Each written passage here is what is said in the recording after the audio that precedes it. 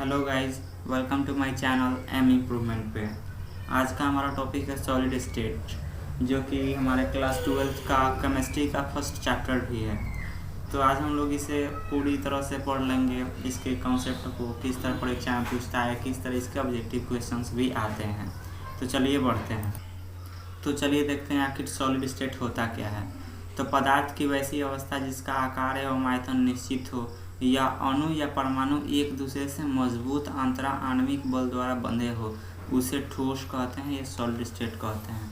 मतलब आप लोग इसे समझिए कि सॉलिड स्टेट मतलब कि ठोस अवस्था आखिर होता क्या है।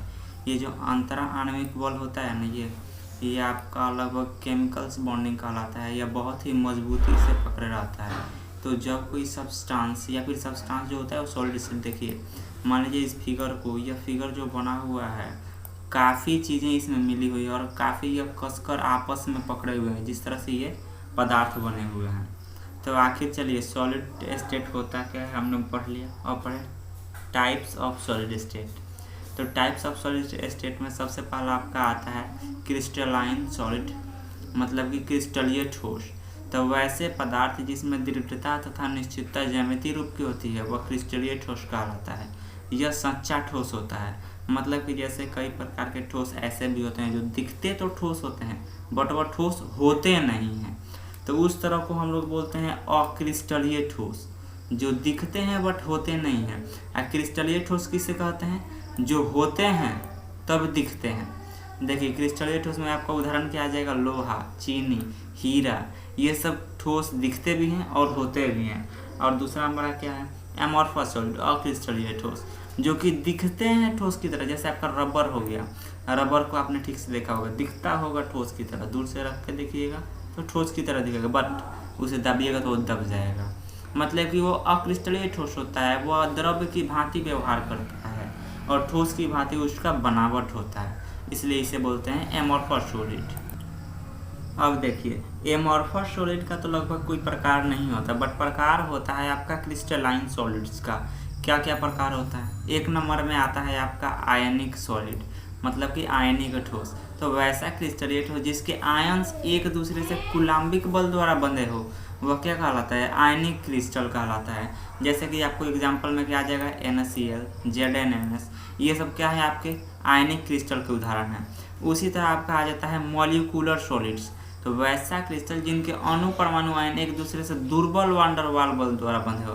दुर्बल वांडरवाल बल मतलब समझते हैं आप लोग? मतलब कि जो पकड़ा तो हो बट वह आसानी से छोड़ भी दे, जो दुर्बल हो उसे क्या बोलेंगे? आणविक ठोस। ठोस तो होता है बट वो मान लीजिए तोड़ने फोड़ने पर जल्दी टूट जाए, उसे हम लोग बोलेंगे मॉलिक्यूलर सॉलिड्स। दूसरा क्या आता है? मेटालिक सॉलिड्स, मतलब धात्विक ठोस होता है। वैसे क्रिस्टल जिसके अणु परमाणु और आयन एक दूसरे से धात्विक बंध द्वारा बंधे हो वो क्या कहलाता है? धात्विक क्रिस्टल कहलाता है। अब इसके एग्जाम्पल में आप लोग देखिए, जैसे अगर आप इसके एग्जाम्पल की बात करते हैं धात्विक सॉलिड की, तो आप जैसे कि आपका हो जाता है कॉपर, गोल्ड, ये सब किसका उदाहरण है? धात्विक सॉलिड का उदाहरण है। ओके, धात्विक ठोस का उदाहरण है। हमारा नेक्स्ट क्या आता है? कोवैलेंट ठोस, मतलब कि सहसंयोजी ठोस। तो इसके नाम से ही हम लोग को पता चल जाता है, जैसे कि अगर कोई क्रिस्टल सहसंयोजी बंध द्वारा बंधा होता है आपस में तो उसे क्या बोलेंगे? Covalent solids. तो इसके उदाहरण में क्या आ जाता है? आपका हीरा आ जाता है, ग्रेफाइट, सिलिकॉन, ये सब किसके उदाहरण है? कोवैलेंट सॉलिड्स के। इतना आप लोग याद रखिएगा। चलिए बढ़ते हैं। हमारा नेक्स्ट क्या है? ब्रैग्स इक्वेशन, ब्रैग्स समीकरण। तो देखिए ये पूछता है 2 नंबर में, आप लोग इतना लिख दीजिएगा काफ़ी है। क्या नाम? ब्रैग नाम के वैज्ञानिक ने सर्वप्रथम एक्स किरणों की सतह पर गिरते हुए प्रदर्शित किया। क्या प्रदर्शित किया? कोई किरण आपकी एक्स मतलब सतह पर गिर रही है, उस गिरती हो सतह पर गिरती हो तो वह विवर्तित होकर परावर्तित हो जाती है। मतलब क्या? मान लीजिए यह यहाँ पे आके गिरा और उसके बाद ये क्या हो गया? फिर परावर्तित हो गया। ठीक है, जो ब्रैग समीकरण के नाम से जाना जाता है। यहाँ पे फिर आपका एक कोण बनेगा, ठीक है, जो आपका थीटा होगा। आप लोग इतना काफ़ी लिख सकते हैं। ब्रैग समीकरण आप लोग लिख दीजिएगा n lambda equal to 2d sin theta. ये आपका क्या होता है? ब्रैग समीकरण होता है। तो चलिए बढ़ते हैं। यह क्वेश्चन भी आपका ऑब्जेक्टिव में पूछता है कि आपका क्रिस्टल लैटिस या फिर स्पेस लैटिस आखिर होता क्या है स्पेस लैटिस। तो देखिए यहाँ पे क्या लिखा है, किसी क्रिस्टल में बिंदुओं के निश्चित ज्यामितीय व्यवस्था को स्पेस लैटिस कहते हैं। किसी क्रिस्टल में निश्चित बिंदुओं की ज्यामितीय व्यवस्था को, जैसे कि अगर कोई पदार्थ हो गया उसका बनावट जैसे कि कुछ निश्चित होता है, जैसे कि एक के ऊपर एक रखा होता है, वैसे क्या बोलेंगे, जैसे इसके ऊपर ये रखा है, इसके ऊपर ये रखा है, मतलब ये सटा हुआ है, तो उसे क्या बोलेंगे, स्पेस लैटिस बोलेंगे। समझ गए। तो हमारा नेक्स्ट क्या आता है, यूनिट सेल, इकाई सेल। ये भी बहुत बार आ चुका है एग्जाम में। तो इकाई कोष्ठिका यूनिट सेल ही ज़्यादा आता है, इंग्लिश में ही पूछता है, तो आप लोग इसे समझिए। किसी क्रिस्टलीय ठोस में परमाणु, अणु अथवा आयन के पुनरावर्तित का मूल एकक इकाई कोष्ठिका कहलाता है। आप लोग यूनिट सेल को ऐसे भी समझ सकते हैं कि मान लीजिए कोई आपका जैसे जाली हो गया या फिर कोई पदार्थ हो गया, उसमें जो उसका सबसे छोटा भाग होता है उसी को हम लोग बोलते हैं क्या, यूनिट सेल, उसी को हम लोग बोलते हैं। चलिए, तो टाइप्स ऑफ यूनिट सेल हम लोग देख लेते हैं कि आखिर यूनिट ऑफ टाइप ऑफ क्या होता है। जैसे आपका क्या आ जाता है, simple cubic unit cell. Simple cubic unit cell क्या होता है, यह होता है कि वैसे एक अक्सर जिसमें घन के प्रत्येक किनारे पे एक एक बिंदु उपस्थित रहता है। जैसे कि हमारा ये घन हो गया, यहाँ पे एक बिंदु उपस्थित है आपका, एक मिनट, हाँ देखिए यहाँ पे आपका वन बिंदु उपस्थित है, यहाँ पे वन बिंदु, मतलब कि इसके सभी कोनों पे एक एक बिंदु उपस्थित हो, उसे क्या बोलेंगे, सिंपल क्यूबिक यूनिट सेल। इतना याद रखिए, जिस घन के सभी कोनों पर एक एक बिंदु उपस्थित हो उसे बोलेंगे सिंपल क्यूबिक यूनिट सेल। इसे शॉर्टकट में SCC लिखा जाता है। और ये याद रखिएगा, इसका संकुलन क्षमता कितना होता है, 52.4% लगभग। यह ऑब्जेक्टिव में कितना बार आ चुका है कि SCC का संकुलन क्षमता कितना होता है, तो 52.4%, ये आप लोग याद रखिएगा। चलिए बढ़ते हैं नेक्स्ट हमारा क्या आता है, नेक्स्ट हमारा आता है बॉडी सेंट्रेड क्यूबिक यूनिट सेल। तो इसमें क्या होता है कि जैसे हमारा घन हो गया, तो ये घन के प्रत्येक कोनों के अतिरिक्त, 1 मिनट, घन के प्रत्येक कोनों के अतिरिक्त इसके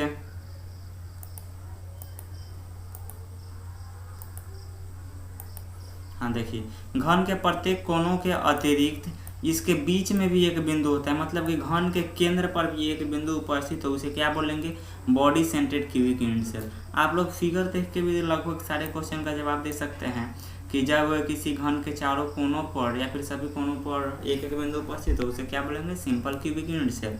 अब वो होते हुए उसके केंद्र पर भी एक बिंदु उपस्थित हो, उसे क्या बोलेंगे, बॉडी सेंट्रेड क्यूबिक यूनिट सेल।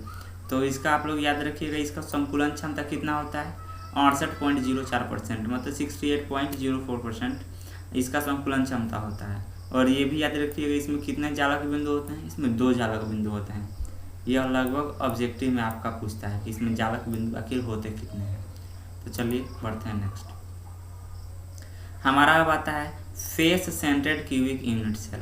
तो वैसा एकक सेल जिसमें घन के प्रत्येक कोनों पर एक एक बिंदु के अतिरिक्त उसके फलक पर भी एक एक बिंदु उपस्थित हो। जैसे कि हमारा ये घन का, देखिए हमारा ये घन का प्रत्येक कोना हो गया, अब इसके साइड फलक, मतलब कि जो ऊपर से मान लीजिए घन पूरी तरह से घेरा हुआ है, तो उसका ये फलक हुआ, ये ऊपर से एक बिंदु है, ऊपर से एक बिंदु है, ये ऊपर से एक बिंदु है, मतलब कि प्रत्येक कोनों के अतिरिक्त उसके फलक पर भी एक एक बिंदु उपस्थित हो, उसे क्या बोलेंगे, फेस सेंट्रेड क्यूबिक यूनिट सेल। इसका संकुलन क्षमता कितना होता है, 74.09%। ये और इसमें जालक बिंदुओं की संख्या 4 होती है।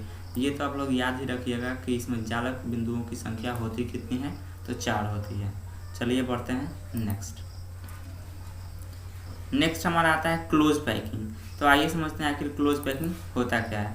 तो किसी क्रिस्टलीय ठोस की वैसी व्यवस्था जिसमें दिए गए गोलों की संख्या न्यूनतम खाली जगहों का अवरोध करती है, उसे क्लोज पैकिंग कहते हैं। तो समझिए इस फिगर के आधार पे आखिर क्लोज पैकिंग होता क्या है। मान लीजिए किसी क्लोज पैकिंग या फिर किसी पदार्थ को हम लोग इस तरह रखते हैं, जैसे ये बीच में जो जगह छूटा हुआ है ना, जैसे कि आपका बीच में जगह छूटा है, यह जगह इसका अवरोध करे, मतलब कि विरोध करे, उसी को हम लोग बोलेंगे क्लोज पैकिंग। तो आप लोग इतना याद रखिएगा कि किसी क्रिस्टल के ठोस की वैसी व्यवस्था जिसमें दिए गए गोलों की न्यूनतम संख्या खाली जगह का अवरोध करती है, उसे क्या बोलते हैं? क्लोज पैकिंग बोलते हैं। अब समझते हैं क्लोज पैकिंग के भी प्रकार होते हैं। तो टाइप्स ऑफ क्लोज पैकिंग, सबसे पहला आता है हेक्सागोनल क्लोज पैकिंग। तो इसका एक अलग ही डिफिनेशन है, यह बहुत ही इजी है, आप लोग याद कर लीजिए। बंद पैकिंग की वैसी व्यवस्था जिसमें एक गोला 6 गोलों के संपर्क में रहता है। जैसे कि हमारा ये एक गोला हो गया, यह कितने गोलों के संपर्क में? 1 2 3 4 5 6, गिनेगा तो 6। तो जब कोई गोला 6 गोलों के संपर्क में रहता है तो उसे क्या बोलते हैं? Hexagonal close packing. और इसे एबी के रूप में भी जाना जाता है। यह ऑब्जेक्टिव में पूछता है कि हेक्सागोनल क्लोज पैकिंग के किस नाम से भी जाना जाता है, तो याद रखिएगा एबी। तो हमारा नेक्स्ट क्या आता है आपका? नेक्स्ट आता है क्यूबिकल क्लोज पैकिंग। तो क्लोज पैकिंग की वैसी व्यवस्था जिसमें एक परत के ऊपर दूसरी परत हो। जैसे कि हमारा ये परत हो गया, जैसे हमारा ये परत हो गया, इसके ऊपर क्या है? ये परत है, इसके ऊपर क्या है? ये परत है।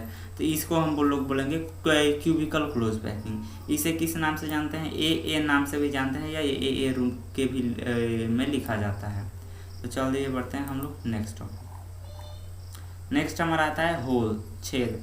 तो ये तो होल नाम सुन के ही आप लोगों को मालूम चल गया आखिर ये होता क्या है। तो किसी क्रिस्टलीय ठोस क्रमिक व्यवस्था में कुछ स्थान रिक्त मिलते हैं, उसे हम लोग क्या बोलते हैं? होल। जैसे कि यह हमारा देखिए, यह एक स्थान हो गया,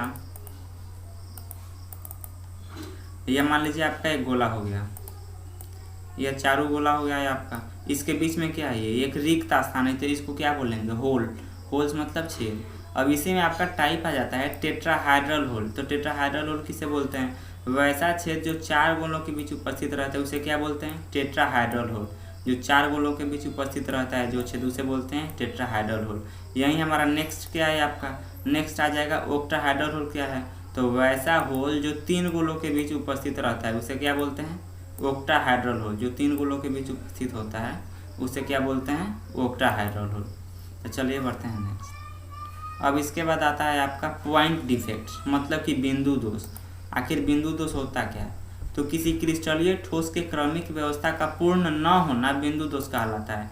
जैसे कि मान लीजिए हम कोई ठोस को सजा रहे हैं, ठीक है, इस तरह करके सजा रहे हैं, ये आपका ठोस है, समझिएगा, और ये पूर्ण न हुआ, बीच में ही जैसे कि हम लोग सजा रहे हैं गिर जा रहा है, उसमें कोई डिफेक्ट तो होगा ना, उसी को हम लोग क्या बोलते हैं? Point defect. किसी क्रिस्टलीय ठोस में क्रमिक व्यवस्था का पूर्ण न होना उसे क्या बोलेंगे? बिंदु दोष बोलेंगे। स्टाइकोमेट्रिक डिफेक्ट्स भी आता है। वैसे दोष जो आयनिक और नॉन आयनिक दोनों क्रिस्टल में पाए जाते हैं उसे स्टाइकोमेट्रिक डिफेक्ट कहते हैं। ये आप लोग याद करिएगा, स्टाइकोमेट्रिक डिफेक्ट किसे बोलते हैं? वैसा दोष जो आयनिक और नॉन आयनिक दोनों में पाया जाता है उसे क्या बोलेंगे? Stoichiometric defects. अब हमारा नेक्स्ट क्या है? Types of stoichiometric defects. चलिए समझते हैं। वैकेंसी डिफेक्ट आता है हमारा। क्या आता है? Vacancy defect. किसी क्रिस्टल में कुछ जालक स्थान रिक्त होते हैं तो उसे रिक्तिका दोष कहते हैं। यह ठोस को गर्म करने पे यह उत्पन्न होता है। तो आप लोग इसे सिर्फ इतना ही समझ लीजिएगा कि यह कई बार एग्जाम में पूछ चुका है कि आखिर वैकेंसी डिफेक्ट्स या रिक्तिका दोष किसे कहते हैं। तो इतना याद रखिएगा कि जब किसी जालक में कुछ स्थान रिक्त होता है तो उसे रिक्तिका दोष कहते हैं, नाम से याद रखिएगा। दूसरा आता है हम लोग का इंटरशियल डिफेक्ट, अंतरकाशी दोष। तो अंतरकाशी नाम से ही आप लोग क्या समझिए कि जब किसी क्रिस्टल में या फिर कोई क्रिस्टल अपना जालक स्थान छोड़कर अंतरकाशी स्थान प्राप्त कर लेता है तो उसे क्या बोलेंगे? अंतरकाशी दोष। जैसे कि मान लीजिए हमने यहाँ पे कुछ सॉलिड रखे हैं, ठीक है, ये एक क्रम में जा रहा है, यहाँ पे आयन और नॉन आयन दोनों हैं, यहाँ पे प्लस है, यहाँ पे माइनस है, यहाँ पे माइनस है आपका, यहाँ पे प्लस है, और ये प्लस यहाँ से उठकर सीधे यहाँ पे चला जाए, यहाँ पे ये प्लस, तो इसे क्या बोलेंगे? इंटरशियल डिफेक्ट से बोलेंगे। मतलब यह अपना स्थान छोड़ के कहाँ पे चला गया? अंतरकाशी स्थान प्राप्त कर लिया। अब समझिए शॉर्टकी डिफेक्ट। किसी क्रिस्टल में वैसा दोष जिस पर समान संख्या में धन या ऋण आयन अपना जालक स्थान छोड़कर गायब हो जाते हैं, ऐसे दोष को शॉर्टकी दोष कहते हैं। और इसका एग्जाम्पल आप लोग याद रखिएगा NaCl, AgBr। तो देखिए यह मतलब यह कैसे होता है कि हमने यह एक क्रमिक व्यवस्था में हमने इसको सजाया, ठीक है, सेम सेम किया हम लोगों ने, इसे सजा दिया, ये बराबर गोला है, इसमें मैंने प्लस को रखा, इसमें प्लस को रखा, इसमें माइनस को रखा। मतलब कि अगर गायब हो तो प्लस और माइनस दोनों गायब होकर कहीं अंतरकाशीय स्थान प्राप्त कर ले, उसे हम लोग क्या बोलेंगे, उसे हम लोग बोलेंगे शॉर्टकी डिफेक्ट्स। और आपका फ्रैंकल डिफेक्ट क्या बोलता है कि वैसा दोष जिसमें आयन अपना जालक स्थान छोड़कर अंतरकाशीय स्थान प्राप्त कर लेता है, तो क्रिस्टल में होने वाले दोष को फ्रैंकल डिफेक्ट्स कहते हैं। मतलब कि इसमें जो होता है एक आयन अपना जालक का स्थान छोड़ के गायब होता है, जैसे कि प्लस हुआ तो प्लस चला जाएगा, माइनस हुआ आपका तो माइनस चला जाएगा। चलिए हमारा नेक्स्ट डिफेक्ट क्या है, हाँ, और एक आता है कि जो दोनों में कॉमन क्या होता है, मतलब कि दोनों में कॉमन क्या होता है, तो आप लोग इतना याद रखिएगा, कई बार क्वेश्चन में पूछूंगा, AgBr जो आपका है ना, AgBr आपका फ्रैंकल डिफेक्ट भी होता है और शॉर्टकी डिफेक्ट भी होता है। तो ये एग्जाम में कई बार पूछ चुका है कि दोनों में कॉमन जो होता है उसे क्या बोलते हैं, AgBr। एग्जाम्पल आप लोग याद रखिएगा। दूसरा हम लोग का क्या होता है, चलिए अब समझते हैं इम्प्यूरिटी डिफेक्ट, मतलब कि अशुद्धता दोष। तो ये तो नाम से ही आप लोगों को समझ में आता है, अशुद्धता मतलब कि इसमें कुछ ना कुछ अशुद्धि होगी। तो क्रिस्टल में वैसा दोष जिसमें उपस्थित आयन कुछ स्थान रिक्त होते हैं जो उसके बाह्य तत्व आकर उस स्थान को भर लेते हैं, उस दोष को बोलते हैं अशुद्धता दोष। जैसे कि हमने एक क्रमिक व्यवस्था तैयार किया, तो ये जिसका स्थान है वो उसका स्थान न होकर कोई बाहरी आदमी आकर उसमें बैठ जाए, उसे क्या बोलते हैं, अशुद्धता दोष। जैसे यहाँ पे प्लस, यहाँ पे प्लस, एग्जाम्पल के लिए समझा रहा हूँ आपको, माइनस माइनस माइनस माइनस। अब यहाँ पे इस माइनस को हटाकर कोई दूसरा आकर बैठ जाए, इसे बोलते हैं चल भाग तू, या मैं बैठूंगा। यहाँ पे ऐड द रेट आके बैठेगा, नाम सुना है आपने, तो उसे क्या बोलेंगे, इम्प्यूरिटी डिफेक्ट। मतलब कि उस मतलब क्या बोलते हैं, उस आयन को हटाकर कोई बाहरी तत्व उस स्थान को भर लेता है, उसे हम लोग बोलेंगे इम्प्यूरिटी डिफेक्ट, मतलब कि अशुद्धता दोष। अब समझिए electrical properties of solid state. आखिर इलेक्ट्रिकल प्रॉपर्टीज ये भी कई बार आपका पूछ चुका है, जैसे कंडक्टर। तो कंडक्टर आप लोग जानते होंगे कि जिसमें विद्युत धारा आसानी से प्रवाह हो जाता है उसे कंडक्टर बोलते हैं, और जिसमें काफ़ी स्लो प्रवाहित हो उसे सेमी कंडक्टर बोलते हैं, और जिसमें प्रवाहित ही ना हो उसे क्या बोलते हैं, नॉन कंडक्टर। सेम वही चीज़ लिखा गया कि वैसे ठोस जिसमें विद्युत धारा आसानी से प्रवाह हो जाती है उसे चालक कहते हैं, और इनकी विद्युत चालकता क्रम 10⁻² से 10⁴ ओम इनवर्स मीटर इनवर्स होता है। ये आप लोग याद रखिएगा इसका मान कि इसका विद्युत चालकता क्रम कितना होता है। और नॉन कंडक्टर किसे बोलते हैं, सेमी कंडक्टर। समझिए सेमी कंडक्टर किसे बोलते हैं, सेमी कंडक्टर वैसा पदार्थ जिनसे होकर चालक और अचालक दोनों का गुण पाया जाता है।